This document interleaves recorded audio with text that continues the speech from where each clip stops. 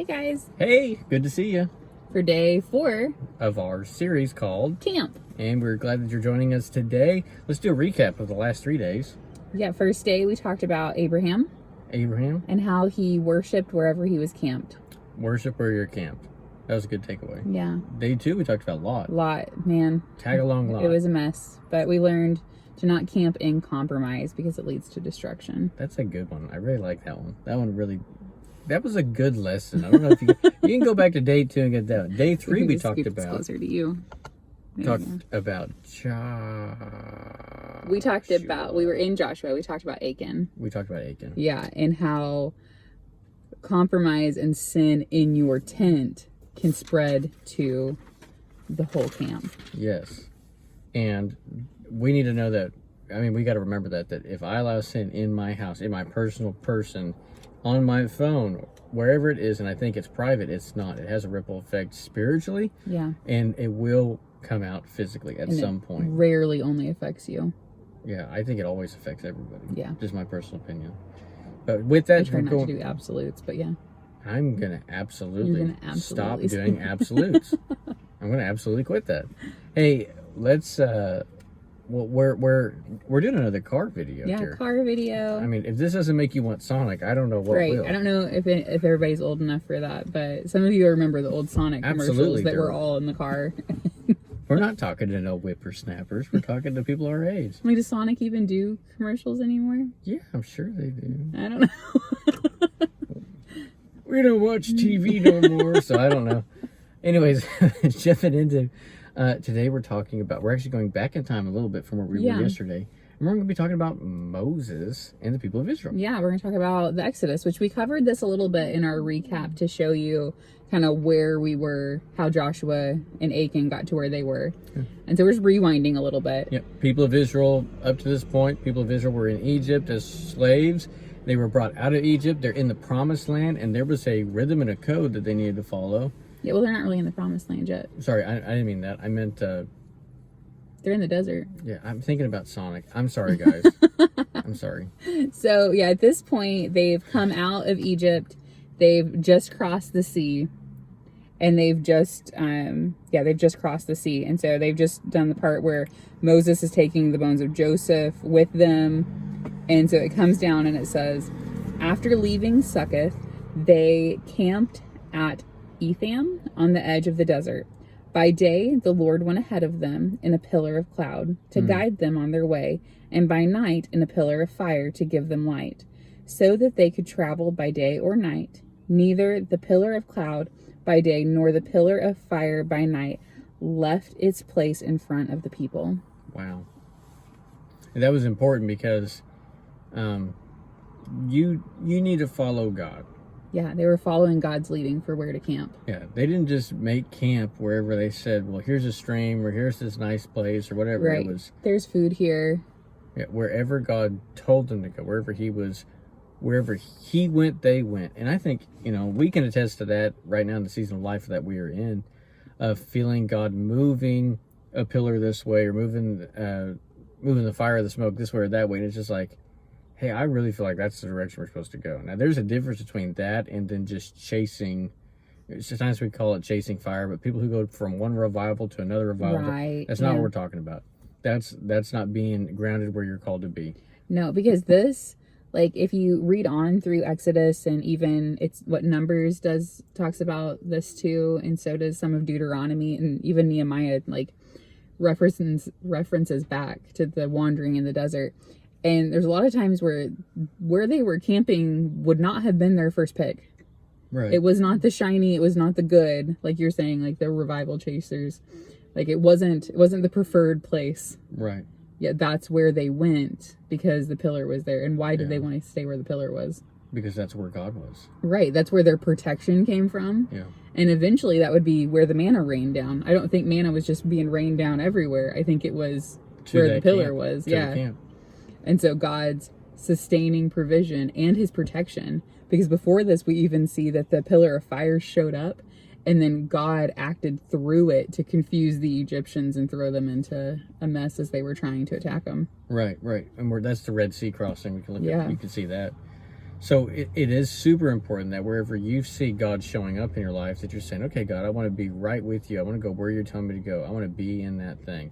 And some of us have a hard time because you may be feeling secure in another thing. You may be feeling like this job or this house or whatever it may be, this relationship is secure and there's something here for me. And the pillar's over here saying, you gonna follow? You're gonna come this way? And I think we can get confused in the darkness and say, well, I just can't find God. Well, if you really open your eyes, he's the burning pillar. And during the daytime, it's like, I just don't... Sorry. Weird noise. Weird noise. I don't know if you picked that up, but it was a... It's a flagpole. Yeah. Anyways. What do you think about that? So the other little spot I wanted to read, because we talked about how Joshua came after Moses, and how it was because like his whole generation couldn't go in except for Joshua and Caleb because they had rebelled. Yeah. And so here's like they've just rebelled. I'm over in Deuteronomy chapter 1 verse 32 and 33 is what I'm going to read. And it says, like, in spite of everything you've done, in spite of what God did, you did not trust in the Lord your God, who went ahead of you on your journey in fire by night and in cloud by day to search out places for you to camp and to show you the way you should go. I just think, again, like that's, they took it for granted. Yeah. You know?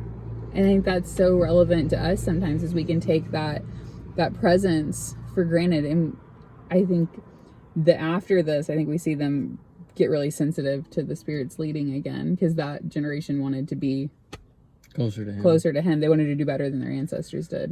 And I think that's our takeaway here, is that we have to be so incredibly sensitive to watching where God is moving, where he's given you the grace to be, where he hasn't given you the grace to be. And that takes not just going on autopilot. Right. Being intentional is the word that is used so many times. Are you being intentional about what you're doing, about the choices you're making? Yeah. And I would go to that. Sometimes people, and I can get the same way, you just get into a place where it's like, I know where I'm at right now in my life, and I work to get here. Yeah. And we got to stop and just really think, did you work to get here, or did you follow the pillar to get here? Well, and then I think we can fall into this is comfortable. This is what I do now. This is who I am. So we just get into that. And it can be a good thing. It can be a good thing. Like Izzy in children's ministry, I mean, in youth ministry, he did it for 13 years. It could have been very comfortable to continue in on that. He knew what he was doing. He was good at it. Same with me, like teaching. Like I knew what I was doing. It would have been very comfortable to just continue because I knew exactly what to expect. Right. And so it gets easy when you're in that comfortable spot to not focus on where the presence is going. This particular topic has come up quite a bit in our videos, and so there's somebody who keeps watching these, and I'm just going to step out and say it. God's really been trying to get you to move to the next thing, and you know where the pillar's leading you, but you don't want to go because you're a little comfortable where you're at. And God's talking to you. So just so you know, we're not going to tell you what to do, but you should get up and follow the pillar, just so you know. Yeah, and so I think that's part of the other thing, is that the Israelites were not allowed, while they were wandering, to fall into complacency or comfort. You know, well, they could all obviously be reassured and know that they were walking with the Lord, but I don't think that they were able to just get lackadaisy in their comfort and be like, yeah, now we're building a house. We've been here so long. And like God kept them on their toes, kept them moving. Well, what was the purpose of the wilderness? I think it was to teach them to depend on him. Yeah. Okay. In your life, get this. Camping is not about the destination. Boy, this sounds like I'm selling campers. Doesn't it? It's not about the destination. It's about who you spend it with. And that's the truth. It's about spending time with God. And I'm going to give that to you, Exodus, and we're going to go to chapter 33. This is one of my favorite scriptures. Yeah, I love this. Because it is the heart of a man who really loves his God. Well, and I think it's fun because we've been talking about Ruth. She just keeps coming up in all of these, and I think this echoes back that same heart. Yeah. And so Moses, the people of Israel have sinned. This is going to be right after the golden calf incident. Yeah. And God's put out with his people. He's like, man, I part the Red Sea. I provide you food. I've done everything for you. And you don't care. Because they were not focused on being with God. What they were focused on was getting to the promised land. Well, and they get to the promised land. grievously Offend him. sin against him with the golden calf. Yeah, because they wanted to see God. They didn't want to. But he had already given them the invitation to come up the mountain. Mm-hmm. And they were like, ooh, can't handle that. That's not what we can control. What we can control is this golden calf structure, and we'll say it's God that brought us out. And now there's people who will say, okay, but that was a golden calf. It wasn't God. Aaron literally says, this is the God who brought you out of Egypt. And so they were trying to physicalize God in the shape of a golden calf. Yeah, make it more tangible for them, something they could control. Yeah, which my pet peeve. I mean, I got a pet peeve, and we're gonna go right to it. Whenever Aaron's all like, "Oh, we just threw all this golden fire, and out came a golden calf." I don't know how that happened. How stupid do you think Moses is? The dude was educated in Egypt by the smartest people probably in the whole wide world, and he's the guy who's writing down the record, and he doesn't even correct him. He just goes, "That's what you're going to go with?" Yeah. Yeah. You know what, Aaron? I'm just going to write this down, and everybody can remember later that you're the dummy. He was all like, "Oh, the gold calf just pulled out." Yeah, tell me you have brothers without telling me you have brothers. Yeah. That's the way you would talk to my brother. My brother goes, so anyways, let's get back to this. So God is done. God is just like, Oh yeah, he's mad. I'm not going to go any further here. Because God's going, their heart isn't for me. Their heart is for getting. They want something. And sometimes we go in life and we say, well, I want to go to the next big thing. I want to go to the next stage. I want to go to the next career. I want to climb the ladder. I want to do whatever it is. And we are focused on destinations instead of our divine creator. Guys, life, every step of it is made full by being with him. Yeah. I know he's got stuff coming down the pike for me, but what I really need to focus on is him with me right now. So where you're sitting, whatever you're doing, invite him into the room right now with you and say, God, help me in the next move I have right here. And here's why.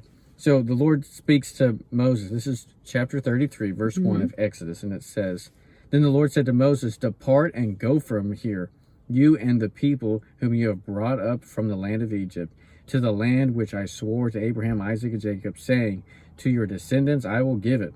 I will send an angel before you, and he will drive out the Canaanites, the Amorites, the Hittites, the Perizzites, the Havites, and the Jebusites.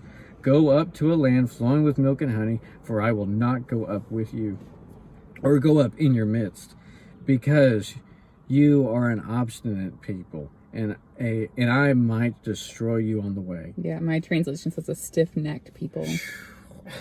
Boy, that one gets me every time. I just smacked my mic. It gets me every time because how many times have I became so stiff-necked trying to do it my way and got more focused on my promised land than I was on the one who promised it to me. Man, be careful that we're not focused on the benefits of the kingdom, that we're losing sight of the king. He's got to be number one. He is the King of Kings. I want to have a relationship with him. And through that, we unlock kingdom. But my goodness, what's the point of having the kingdom if you can't have the King of Kings? Yeah. So going forward... You want me to skip over to verse 12? Well, yeah, we can do that. So it says, Moses said to the Lord, You have been telling me, lead these people, but you have not let me know whom you will send with me. You have said, I know you by name, and you have found favor with me. If you are pleased with me, teach me your ways, so I may know and continue to find favor with you. Remember that this nation is your people. The Lord replied, My presence will go with you, and I will give you rest. And Moses said, If your presence does not go with us, do not send us up from here. How will anyone know that you are pleased with me and with your people unless you go with us? What else will distinguish me and your people from all the other people on the face of the earth? Wow. Have you ever stepped out into a season of life and you felt like God stayed behind? Like you stepped up to do something. It's like, where's God? Where's the grace? That looked like it was going to be so easy. It looked like a good thing. It looked like I was doing it for his name. And then when you were doing it or you moved into it, it was just hollow. It didn't have power. It didn't take off. Things didn't grow. And you're going, what happened? And I think God's standing back there in the pillar of fire saying, we're still camped over here. Yeah, he's saying, I'm going to give you everything you guys want. Yeah, he said, I'll even send an angel before you to drive out all your enemies. Yeah, like he even told Moses, like, hey, I'll kill them all. And I'll start over with you, man. Well, there was that too. Moses, I'll just kill them all and start over with you. He's giving the easy out. Right. And Moses intercedes. And so he says, fine. Like, God says, go ahead. You can have everything you guys want. Yeah. But I'm not going. You'll be fine. You can go to the promised land. You can have it. I'll even send an angel with you to drive it all out. You're going to get the same experience, but you won't get me. Yeah. And Moses essentially says here, I don't want it if you're not in it. Yeah. And that should be our cry, guys, is if God's not involved in it, then we've got to realize how hollow it's going to eventually be. Even if it looks like we're going to get everything we want right away, the lasting fulfillment in that is not going to be there if God's not in it. Yeah. We need to be people who camp with the King. Say, Jesus, like I'm that. not going to, if you're not in it, if you're not there, if you're not leading my steps, I'm not going. Yeah. And I love this because this portion of scripture, again, we're in Exodus 33. Right after this, Moses says, okay, God, show me your glory. Like, if you're really with me, show me your... So Moses wasn't even satisfied with God deciding to still go with him. He still reached further. I think that's the thing, is I think we all just kind of stop. And God's saying, like, yeah, you can reach more. Yeah. And because God grants him his request, he passes by him. He gets to see God's glory. Yeah. Which is huge. Like, Yeah. Even though he was not able to go into the promised land, like, God still so honored his, like, friendship with Moses. yeah. Well, You know? yeah. Little footnote here. Moses makes it to the promised land, but he doesn't do Eventually. it until Jesus comes on the scene. Yeah. And then him and Elijah show up on the mountain of transfiguration. Which is in the promised land. Which How is great really is cool, that? right? And so God is always wanting to meet your desires. He's always wanting to make those dreams happen. It may take some time, and your stupid decisions make still some opportunity there. But God is with you. If he doesn't want you to go, don't go. If you're making steps that you know you probably should, but you don't feel like God's in it, go back and find him. See what things you're doing that he's saying, I won't go with you if you're going to be like that. Yeah. And all through this story, we didn't hit on all of it, but Moses repents over and over again for the people, for himself. He repents, and they make things right again with God. Yeah. This thing is, even though God was saying, I'm ready to let it all go, because Moses repented and he interceded for the people, God said, all right, yeah. If you guys have got it. Like, this thing is, God's never turning his back on us forever. The minute we turn, he turns right back. Right. So don't waste the time, you know? Don't waste the time. Don't waste the time. Take time right now to be in his presence. So we're just going to ask you right now to invite him in the room. Say, God, am I trying to camp in places you haven't called me to camp? Yeah. Am I trying to work in a place where I don't have the grace to work in anymore? Am I trying to do stuff in this season of life that is robbing me of intimacy with you? Right. Because when we are camped with the King, Yeah. we get to grow in that intimacy. Right. Pray that he makes us more sensitive to the Spirit's leading, to where his presence is. Yeah. Time with him makes your face shine. Yeah. I'm pretty sure Moses says that, doesn't he? Is that a direct quote? Not a direct quote, no. Pretty I close. think you're paraphrasing a little bit. Paraphrasing. Well, guys, the shortest video of the series. Yeah. Hope you enjoyed it. Hope you love it. Don't expect it to happen again. Does that sound rude? That sounded a little bit rude. I didn't mean it like that. Anyways, we're gonna jump off See you here. tomorrow. We'll have another day. Maybe another 2 days. We haven't nailed it down all the way. We'll have some. We're gonna do our best to keep camping with you guys, and probably no more car camps. So Yeah, I think this is our final night of VBS. So yeah, it'll be good. Thank you so much for being with us. Go have some Sonic, and we'll talk to you soon. bye, guys. Bye, guys.